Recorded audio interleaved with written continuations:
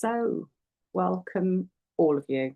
So pleased to have you here at the session today, which is Neuro Optimised Leadership, and I'm giving you an introductory webinar to introduce a new approach for helping leaders to thrive in an increasingly complex world.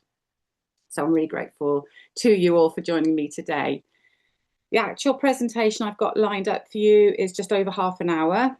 I've timed it a couple of times, and it should be no more than half an hour. And I've got some time at the end for discussion and questions, which is when you'll have the opportunity to unmute and talk to me if you want to.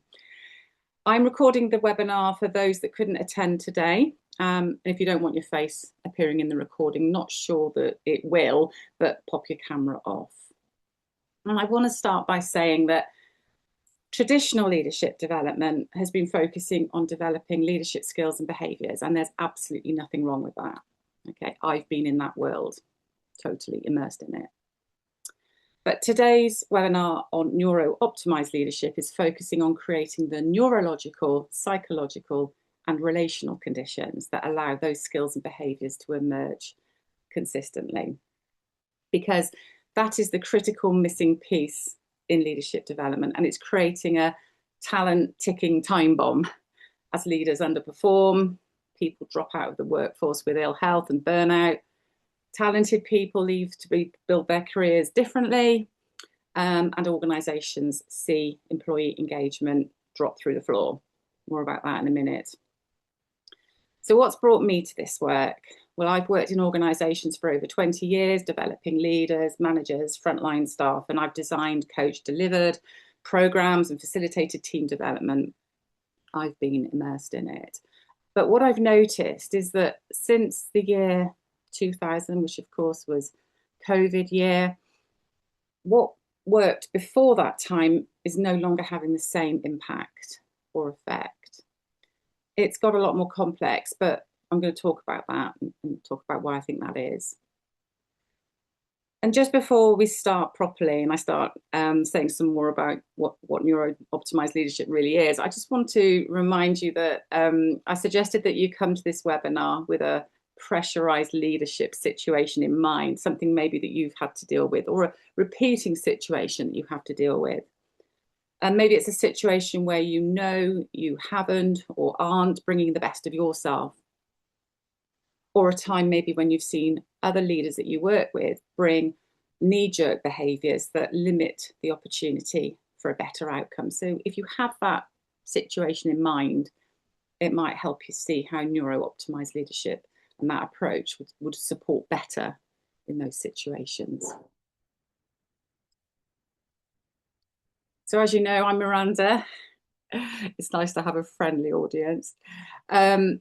I'm going to say formally of Skills to Go because I've traded under that name for a long time now, and Skills to Go still exists, but I've recently rebranded under my own name and built a new website called mirandajenkins.co.uk. And like you all and the other people who signed up for this webinar, I care a lot about the damaging impact that modern workplaces are having on talented people and their ability to perform at their best. My background is I've won a number of business awards in the past for my work supporting and developing entrepreneurs. I've established a number of professional networks for my former professional association, the CIPD, to support the development of coaches and L&D professionals. I started my own learning and development consultancy business back in 1998 as a temporary option to enable me to work whilst bringing up a young family. And here I am 28 years later, having worked with hundreds of clients across the UK and Europe, supporting leaders around the globe. My big aim for the future, the immediate future, is to get organisations talking about neuro-optimised leadership. That is developing the understanding that however many skills leaders have, if they don't have the ability to access them from a state of neural balance when the pressure is high, then those skills won't be in evidence, they won't be any use. Ultimately, my vision is to reach a time where leadership development gives leaders all that they need to perform in not just theories and models and competencies and skills, but the approaches needed to operate under high pressure, to self-regulate and to manage one human being to another. And I know I'm not massively off the mark here because just recently, Harvard Medical School's Executive Education Department advertised a new 6-week leadership program exploring what they call the science of leadership. And it's looking at those things that are listed on the screen there.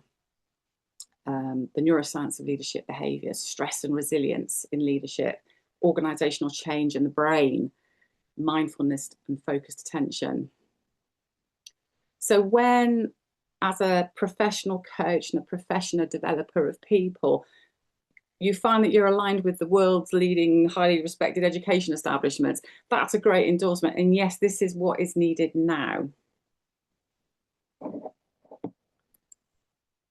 So a question I've been pondering for a long time, and a question that senior people leaders that I work with are asking themselves is this: why do so many capable leaders struggle despite receiving excellent leadership development?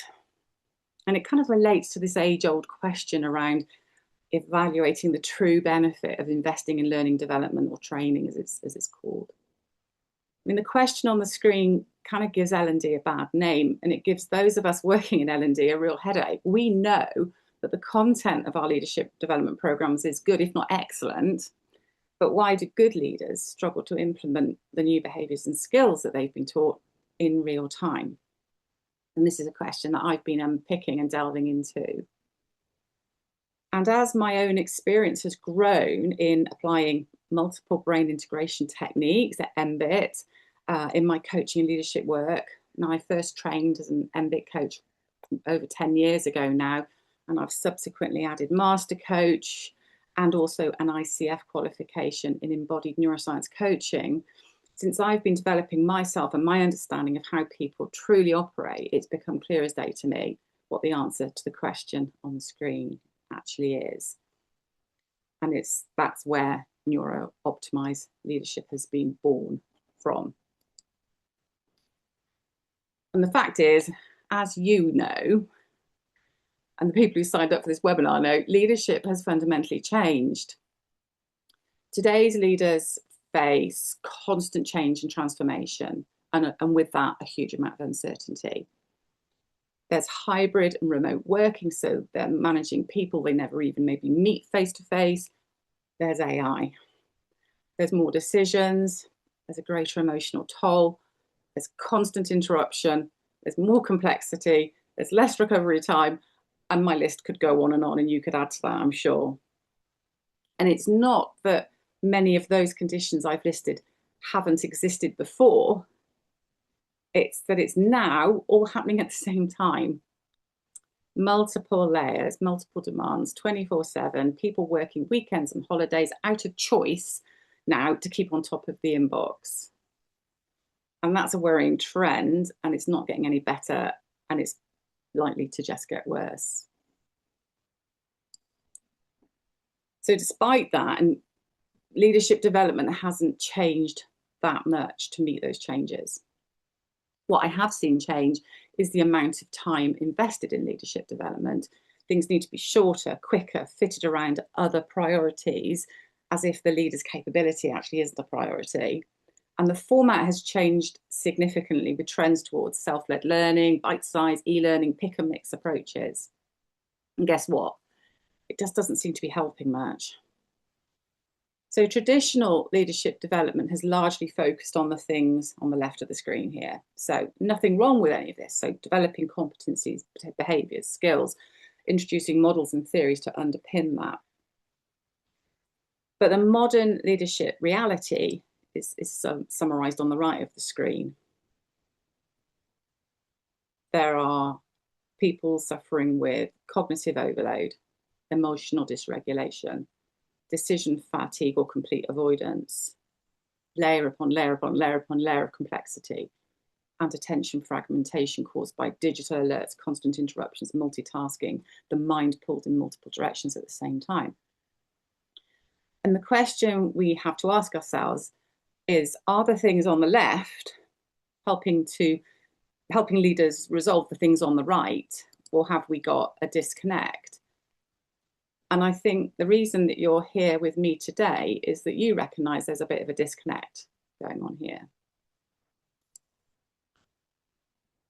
We seem to have a little bit of a leadership performance gap.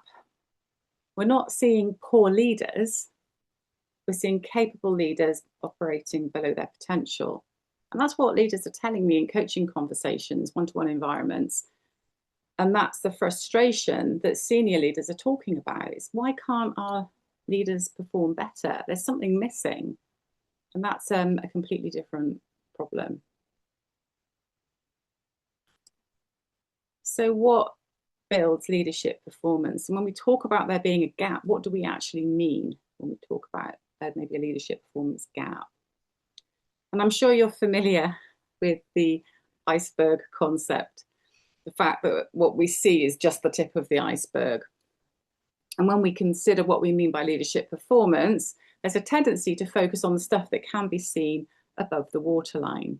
So we develop leaders to get them ready for their leadership role by equipping them to deliver results, teaching them the importance of leveraging their team through delegation, training them in communication, decision-making, influencing, performance management. And this is all the visible stuff that we recognize a leader should be able to do, yeah? But there's been a growing failure to recognize what is going on below the surface that also influences leadership performance. And that's the unseen stuff that the leader is experiencing every minute of the day that they're at work and probably when they're at home as well. And that's the stuff that influences this, the unseen stuff that influences the seen aspects of leadership performance. So we have this waterline, and beneath the surface, we can see and understand probably that the leader's capacity is pretty full, if not reaching overflowing. They're experiencing strong neurological responses to pressure, chaos, constant demands, changing priorities, and probably a little bit of poor leadership from above at times. And unless they've learned how to do it or sought professional assistance, their emotional regulation will probably be haywire, which affects their cognitive capacity because they're focusing on surviving, and their ability to thrive in their leadership will be compromised. And it's probably not clear to anyone else what their true intentions are or what they're giving the best of their attention to. It's probably survival. How they're feeling won't be clear. What their state of energy levels won't necessarily be clear. And indeed, if a stress-related condition has started to develop, won't be clear because it's unseen. The fact is, the unseen stuff below the waterline directly influences the quality and effectiveness of the seen leadership performance above the line. And when you see it like this, it sort of seems obvious. But simply put, behaviour is the output, that's what we see, and neurology is driving the behaviour, it's the operating system. So organisations are asking, why aren't we seeing the leadership behaviours that we've trained and developed? And the conclusion I've come to is that organisations simply haven't considered or even been aware that optimising the leader's neurology is the way to unlocking the best that their leaders can give. If the operating system is overloaded, the output is significantly compromised.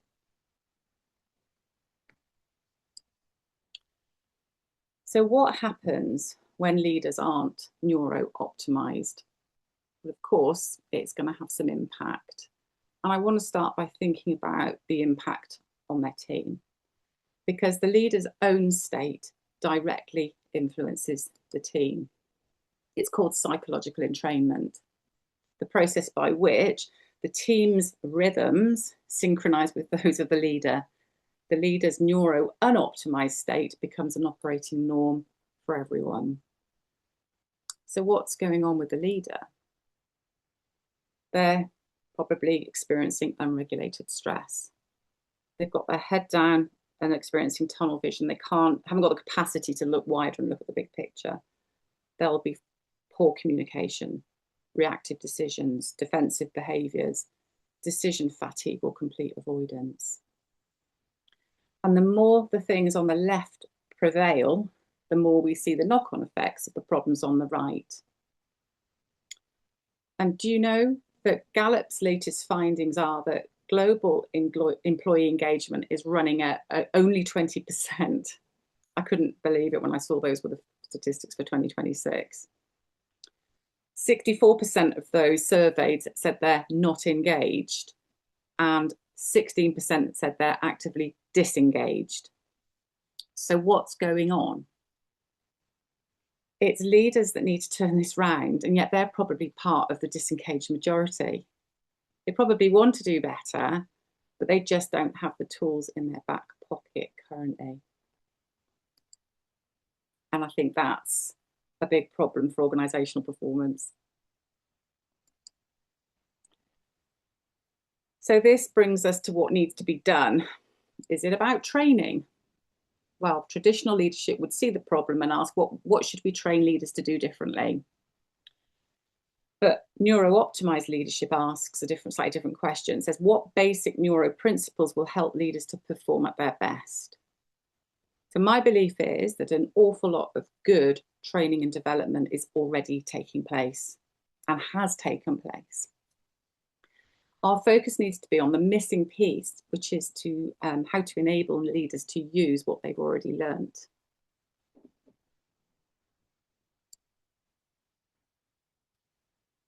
So, neuro-optimized leadership, what is it?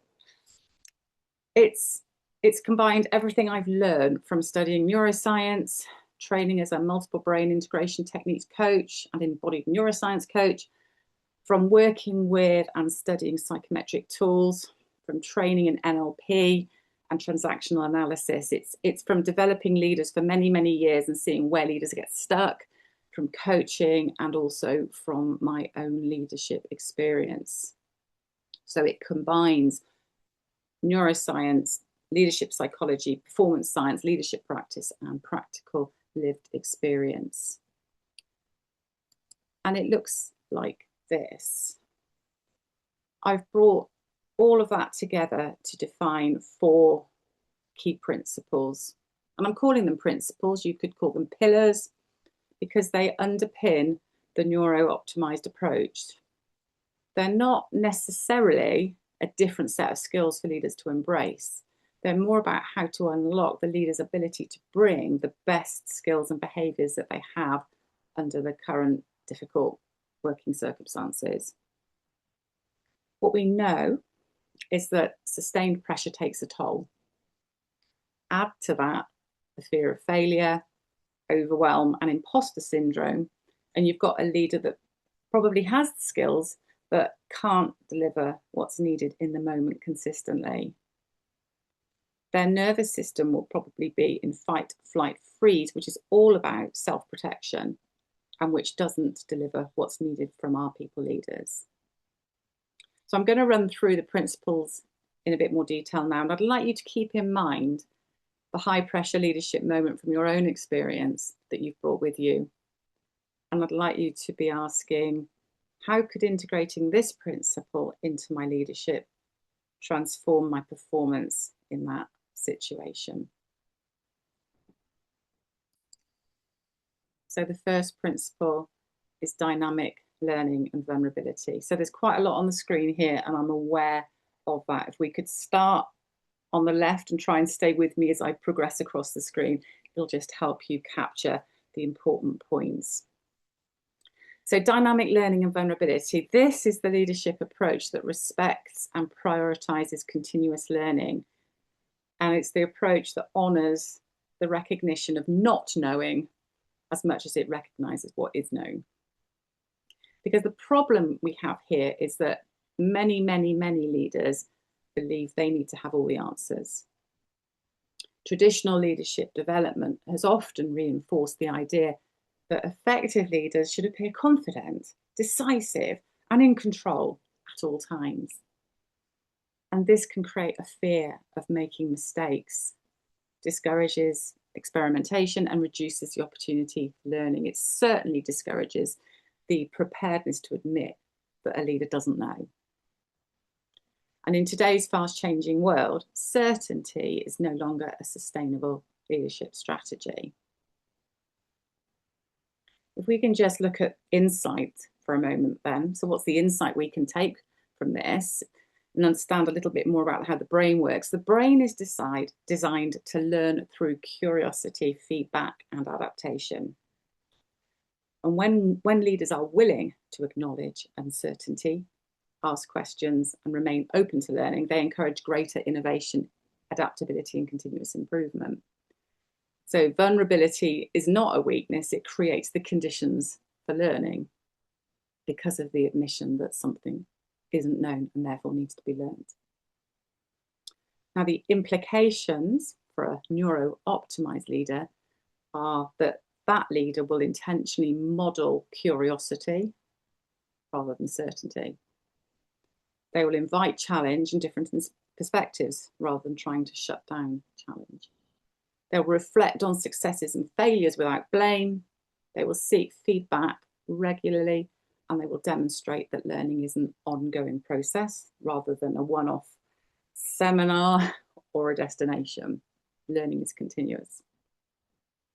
And from that, we get these lovely outcomes, which is leaders become more adaptable, more innovative, better decision makers, more authentic, better equipped to lead through uncertainty. And as a result of that, teams become more willing to experiment, solve problems creatively, and learn from experience. Now, for you, I've identified a couple of little quick takeaways. I'm calling them 2-minute takeaways that I think you could perhaps use and integrate it straight away into your own leadership practice. So my suggestion is you role model curiosity. Ask more questions such as, what don't I know? What more do I need to know? And make it safe for others to say, I don't understand. More clarity is needed here. Or I still don't understand. Or simply, I don't know. The leader has a responsibility to create that environment where those questions can be asked.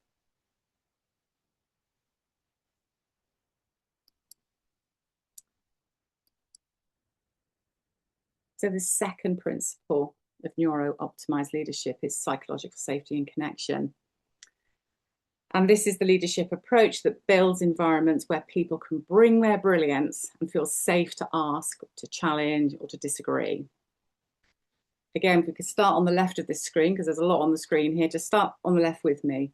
The problem here is that many organizations are talking about the importance of collaboration, and yet the evidence is that people are still hesitating to speak up.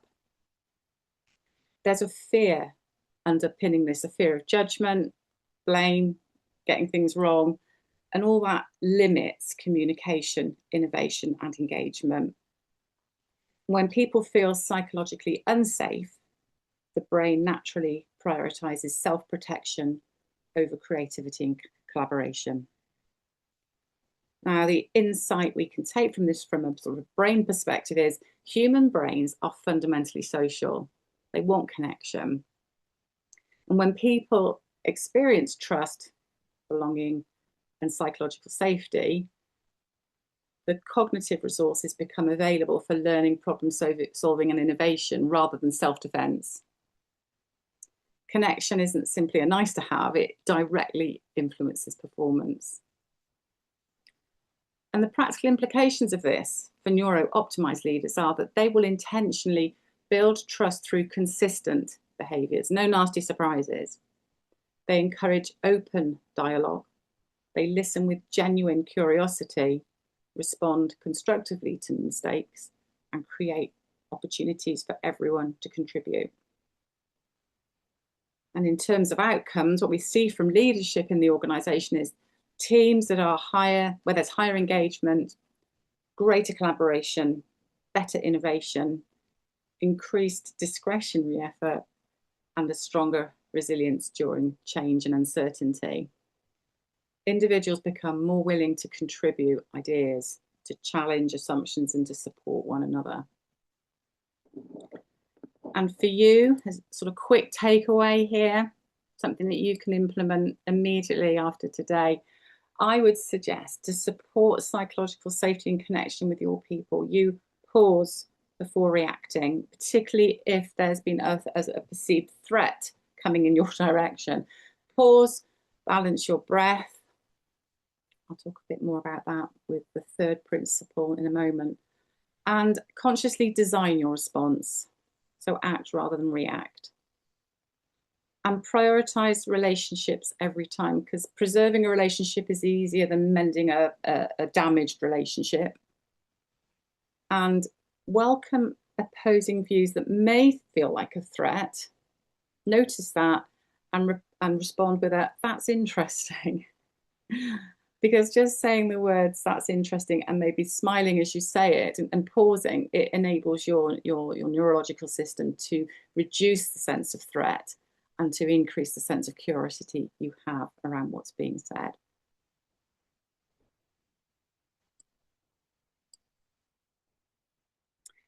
So the third principle of neuro-optimized leadership is embodied regulation. This is the leadership approach that recognizes the importance of maintaining healthy, high-functioning nervous systems so that the performance can be optimal rather than compromised. The problem we have here is that many leaders attempt to think their way through stress while ignoring the impact that it's having on their nervous system. Under sustained pressure, leaders can become reactive or emotionally depleted, cognitively overloaded, which all combined reduces their ability to think clearly and lead effectively.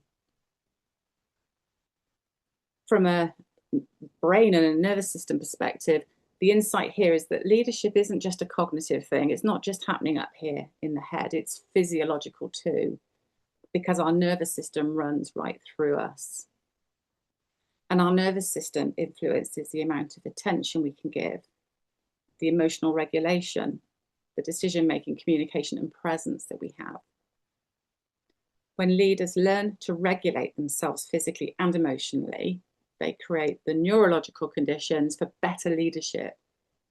And you can't consistently perform at your best if your nervous system is constantly in survival mode.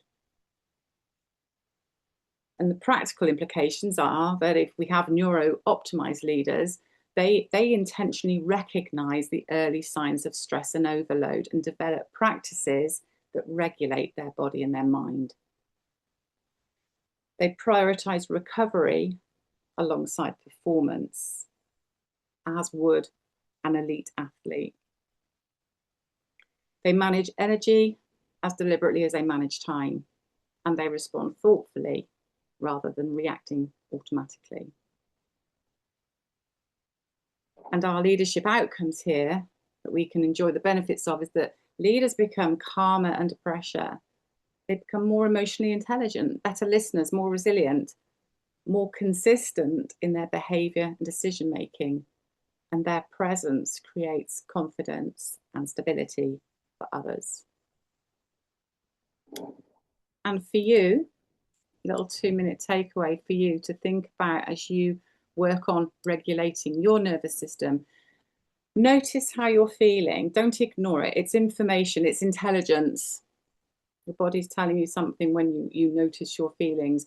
And use a simple technique like balanced breathing, which is regulating your in-breaths and your out-breaths to make them equal in length, which supports balancing and regulating of the nervous system.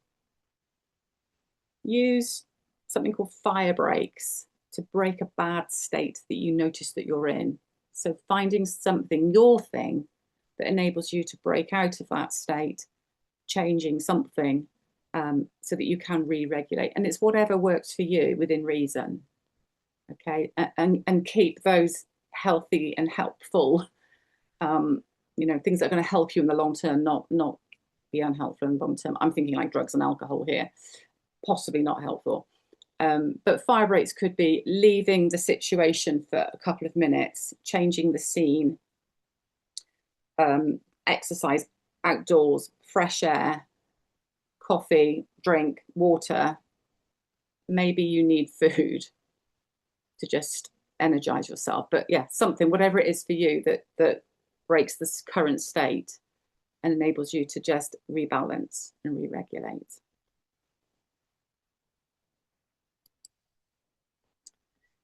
And the fourth and final principle of neuro-optimized leadership is aligned leadership.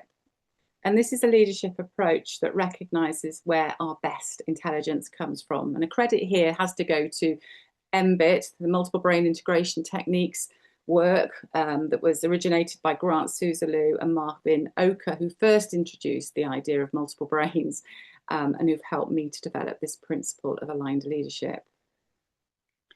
It seeks to optimize the intelligence from our whole neural networks, most importantly from the three main neural centers of the head, heart, and gut, so that we are using all the intelligence available within us to make important decisions and take significant actions.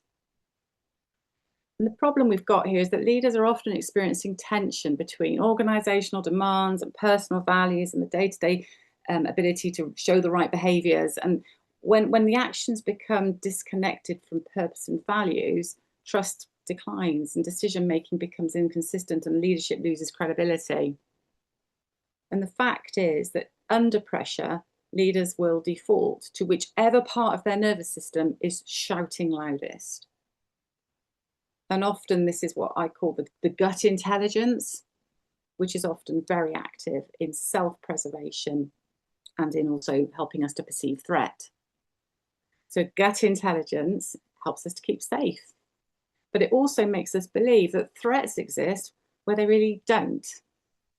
And gut intelligence is very good at shouting loudest and longest, drowning out the messages from the head, which might give us logic, facts, and meaning, and the heart, which will be desperately wanting to connect us to our own values, our relationships with other people, and our own feelings. Now, the insight here is that the brain and our whole nervous system functions most effectively when there's coherence between values, intentions, and actions. Alignment reduces internal conflict and supports clearer decision-making and strengthens authenticity. Leaders who consistently align what they think, say, and do build trust and inspire confidence. So the practical implications for neuro-optimized leaders are that they will lead from a clearly defined purpose. They'll understand that both cognitively and through their values and through their intentions. They'll make decisions consistent with their values. They'll align their behaviours with organisational objectives. They'll communicate with clarity and consistency, and they'll reflect regularly to ensure that their actions match their intentions. And the great outcomes we get from this is that leaders demonstrate greater authenticity, build higher levels of trust, will have stronger influence, they'll be more consistent in their decision making, and they grow increased credibility. Organisationally, their benefits will be that there are stronger cultures, more helpful cultures, improved engagement and leadership that people choose to follow. And for you, your little takeaway, something that you can do instantly on leaving the session today. I invite you to tune into what your head, your heart, and your gut are telling you, because there may be different messages coming from those three neural regions in your neural network. When you bring those together, you get your strongest sense of what's right to do. You balance what you know with what you feel, with what you know represents the real you.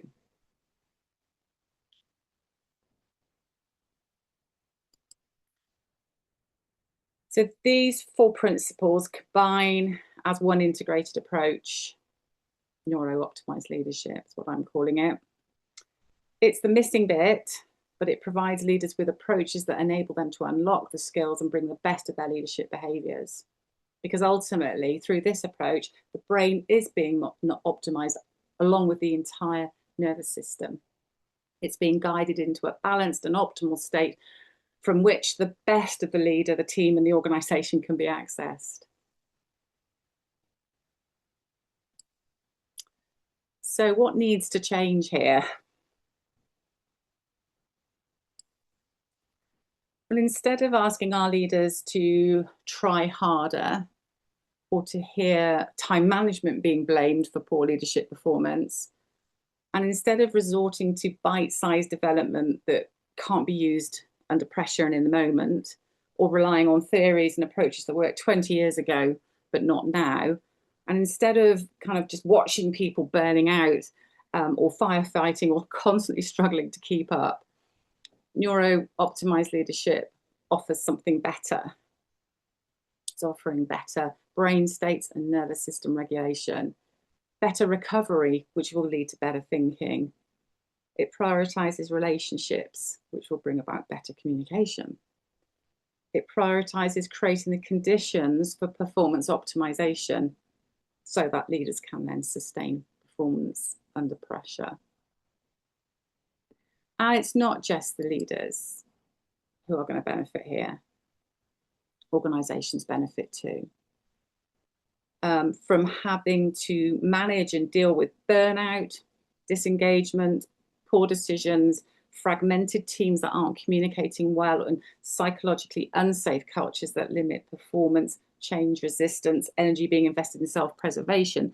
Instead, neuro-optimized leadership re-enables leaders to build connection, collaboration, to lead well by being well themselves, improved innovation and problem solving, and ultimately greater adaptability to deal with everything that's going on around them. And together, those 4 principles of the neuro-optimized leadership approach build clarity, influence, and resilience in our leaders. And I'm seeing a lot of leaders who are confused about what to do, or who don't know how to influence upwards, or who feel like their resilience is fading fast.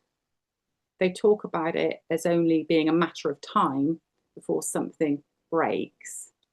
And I want to help to address that.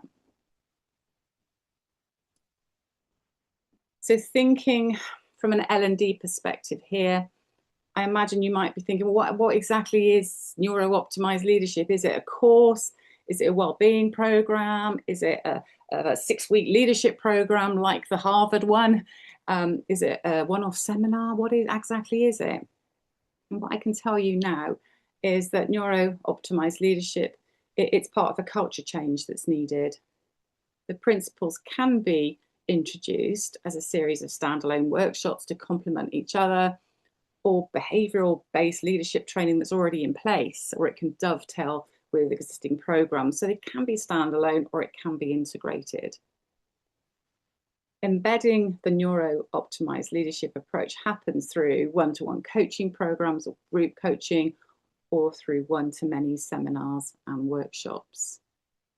And with each principle, we'll be asking, what are the skills and behaviours that you are already within you that will support you in integrating this neuro-optimized principle into your leadership practice?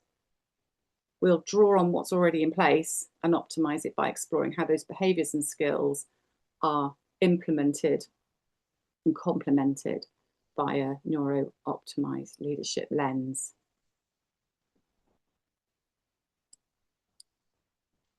So the future of leadership development won't simply teach leaders new skills and behaviours.